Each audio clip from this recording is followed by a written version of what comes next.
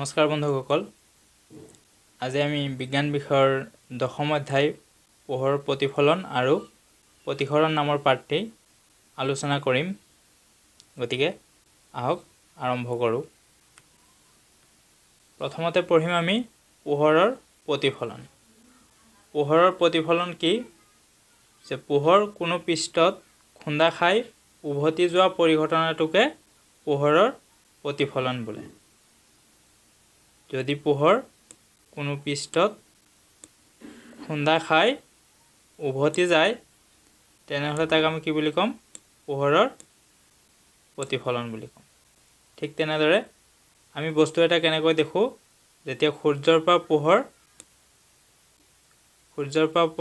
পোহৰ বস্তুটোত পৰি তাৰ পৰা প্ৰতিফলিত হৈ আহি আমাৰ চকুত পৰে, তেতিয়াহে আমি বস্তুটো দেখা পাওঁ।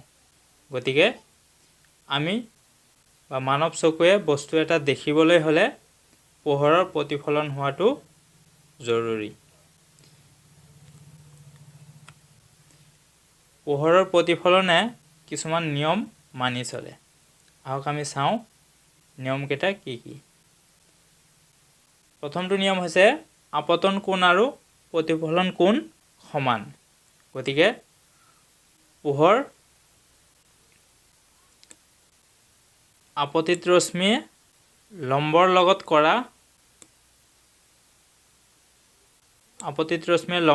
কৰা কোণক আপতন কোণ, যাক আইৰে বুজোৱা হয়, আৰু প্ৰতিফলিত ৰশ্মিয়ে লম্বৰ লগত কৰা কোণ, যাক আৰেৰে বুজোৱা হয়, তাক প্ৰতিফলন কোণ বুলি কোৱা হয়। গতিকে প্ৰথমটো নিয়ম হৈছে কি? পোহৰৰ প্ৰতিফলনে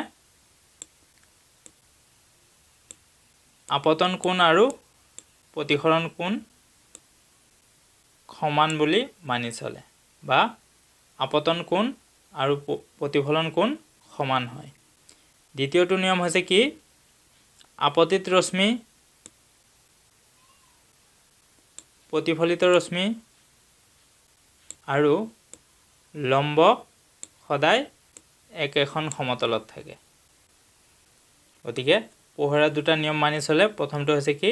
আপতন কোণ আৰু প্ৰতিফলন কোণ সমান, আৰু আপতিত ৰশ্মি, প্ৰতিফলিত ৰশ্মি আৰু আপতন বিন্দুত টনা লম্ব সদায় একেখন সমতলত থাকে। ঠিক আছে? গতিকে এতিয়া আমি পঢ়োঁ গোলাকাৰ দাপোন। গোলাকাৰ দাপোন কি? যিবোৰ দাপোনৰ প্ৰতিফলক পৃষ্ঠ গোলাকাৰ, সেইবোৰ দাপোনক গোলাকাৰ দাপোন বোলা হয়। যেনে এইটো এটা দাপোন ধৰোঁ, ইয়াৰ প্ৰতিফলক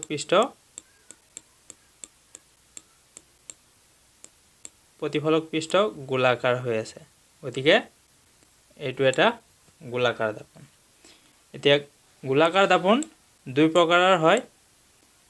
প্ৰথমটো হৈছে উত্তল দাপোন আৰু অৱতল দাপোন। গতিকে আমি যদি চাওঁ, যিবোৰ দাপোনৰ প্ৰতিফলক পৃষ্ঠ ভিতৰলৈ বক্ৰ, সেইবোৰ দাপোনক কি বুলি কোৱা হয়?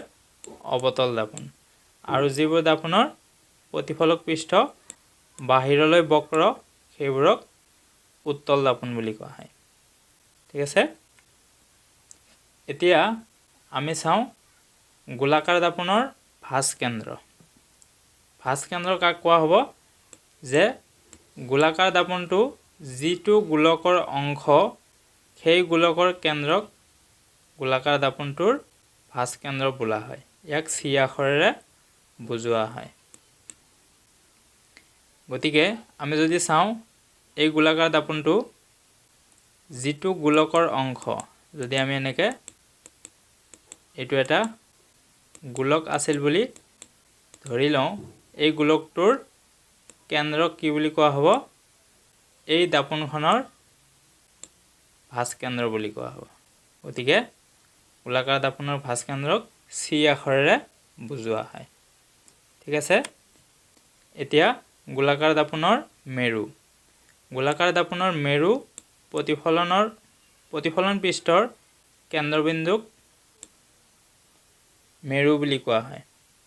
গতিকে এইটো এটা গোলাকাৰ দাপোন গতিকে ইয়াৰ কেন্দ্ৰবিন্দু প্ৰতিফলক পৃষ্ঠৰ কেন্দ্ৰবিন্দু কি বুলি কোৱা হ'ব মেৰু বুলি কোৱা হ'ব মেৰুক কি আখৰেৰে বুজোৱা হয় পি আখৰেৰে বুজোৱা হয় তাৰপিছত গোলাকাৰ দাপোনৰ ভাঁজ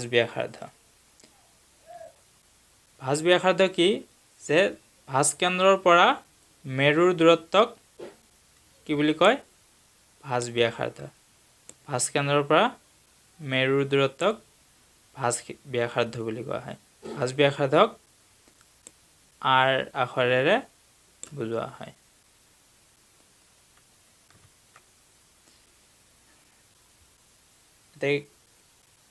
এতেকে আমি চাওঁ তাৰপিছত মুখ্য অক্ষ কি মুখ্য অক্ষ হৈছে এটা কাল্পনিক সৰল ৰেখা গতিকে গোলাকাৰ দাপোনৰ ভাঁজ কেন্দ্ৰ আৰু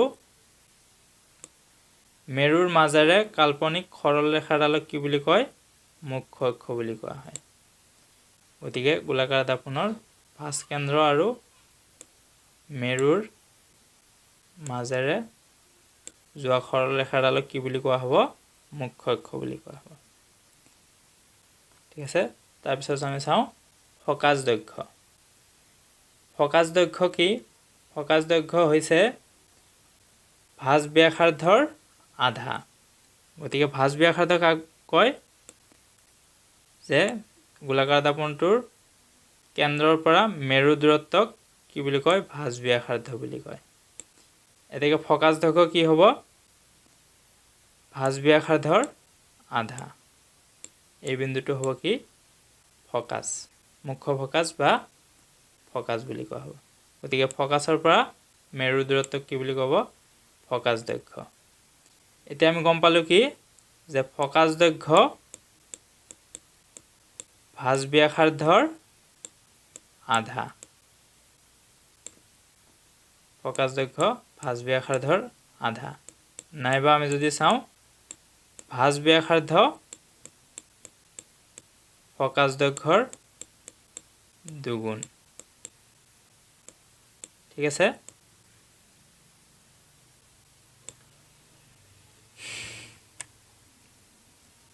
এতিয়া আমি আহা এটা প্ৰশ্ন কৰোঁ আমাক দিয়া আছে কি অবতল দাপোন এখনৰ ভাঁজ ব্যাসাৰ্ধ 20 সেন্টিমিটাৰ দাপোনখনৰ ফকাজ দৈৰ্ঘ্য কিমান আমাক কি দিয়া আছে